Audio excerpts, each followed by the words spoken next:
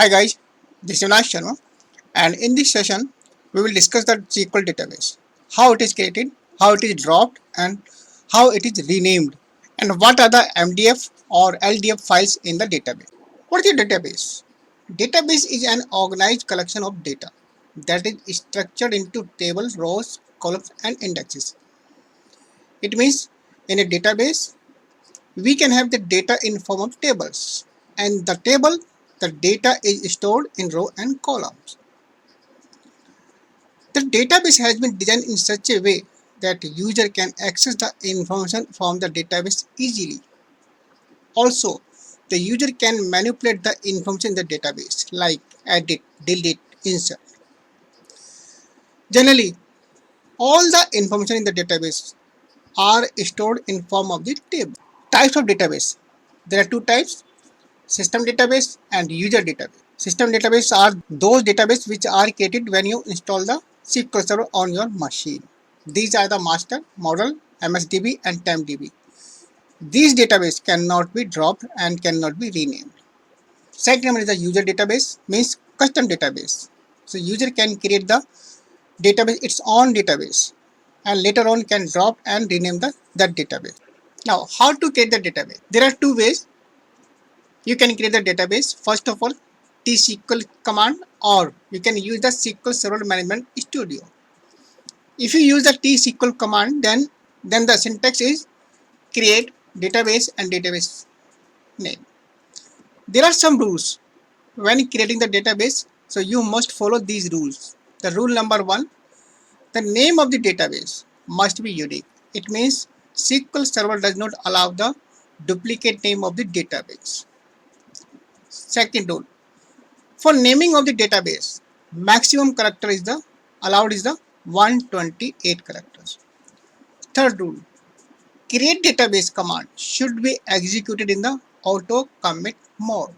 So these are the rules you must follow when creating the database. Now we will check how to create the database using the tsql command. So first of all, we check the database, that is the system database. So we have already that the master database, model, MSDB and TempDB. So these databases are created by the installation. It means the system generates this database. Now, so how to create a custom database? The syntax is create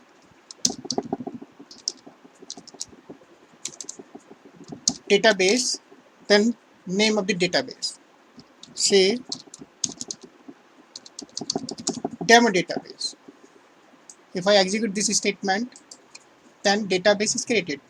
I check this database, refresh, and then you can see data, and you can see demo database has been created. Now, how to drop the database? It's very simple.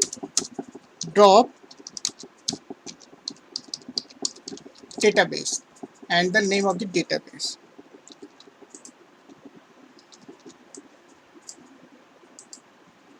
So data dropped successfully.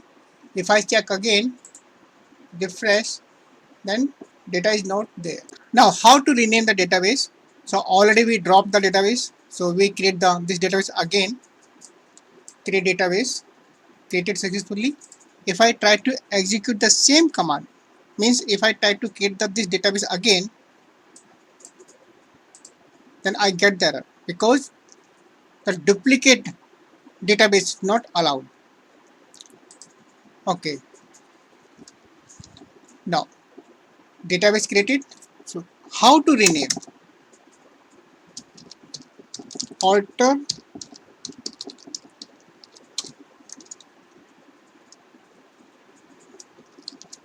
database and name of database. Then modify name. Both are the keyword equal to new database name. If I execute this command, done. I check the database name here, refresh. Now this is the database, new database. Alternatively, you can use the system procedure, that is the sp.rename db. Execute sp rename db. Then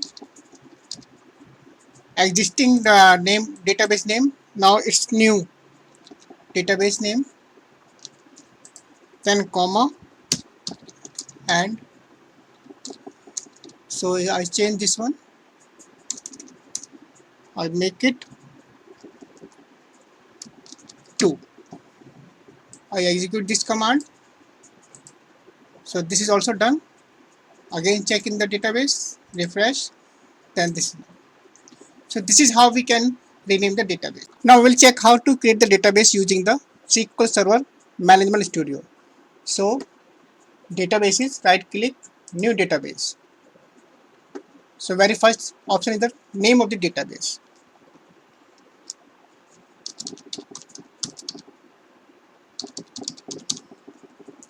Demo database, owner default, you can change the name of the owner from here. Then we have some option, logical name. If I expand this one, so first name is the database name and database name low. So first is the logical name and that refer actual files internally. And second one is the demo database log file. Basically this file record the change in the database, so later on we can use this file for the recovery of the database. Then we have the file types, raw data and log file. So this data means, raw data means this file contains the actual database object like the procedures, view, tables, and second one it's a log file. It records only the change made in the database. Then next is the file group. So by default SQL Server creates a group that is called the primary group. So this file is created in this group, primary group, and later on you can create your own group and you can put the other files in other group. This log file basically you can see it contains no group. So this log file does not belong to any group. That's why we have like not applicable. Second option is the initial size. Whenever like you keep the database, the initial size of the database would be the 8 MB. Once the size of the database exceeds 8 MB, then auto growth, it's a 64 MB. Means the size of the database will be increased by the 64 MB more. If you want to change this one, then click here.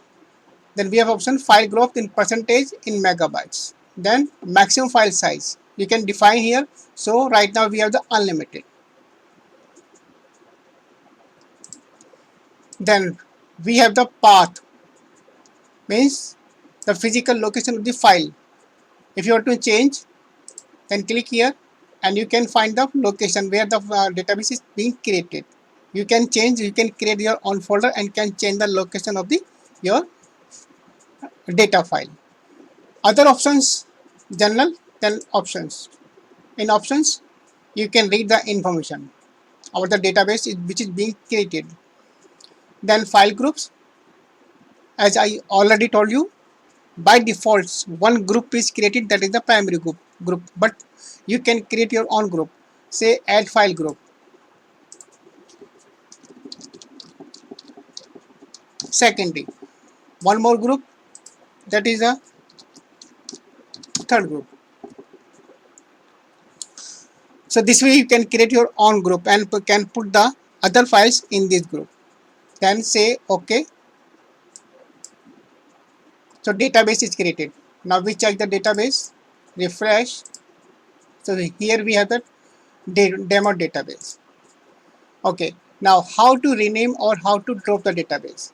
Once you click right click, then you have the option rename and the delete. Say rename, if you rename, then here you can change the name of the database, or delete, drop, click delete, then you have the dialog box.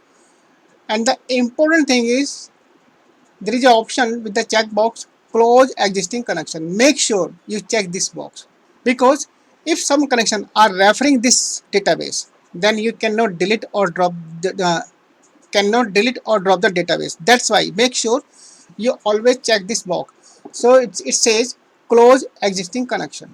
Now say OK. So you can see the database has been deleted or dropped. If I check again, refresh, so database not there. So this way you can create, delete or rename the database using the SQL Server Management Studio. So guys, this was all about the how to create the database, how to drop and how to rename the database. Thanks for watching the video.